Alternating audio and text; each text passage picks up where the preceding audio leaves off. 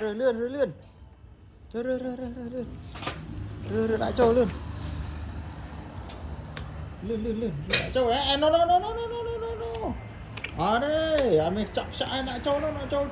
châu thùng em đại châu đó rơi tiệt rơi lươn nè nè vào phong rơi vào phong đại châu tầm em đại châu chứ lươn đó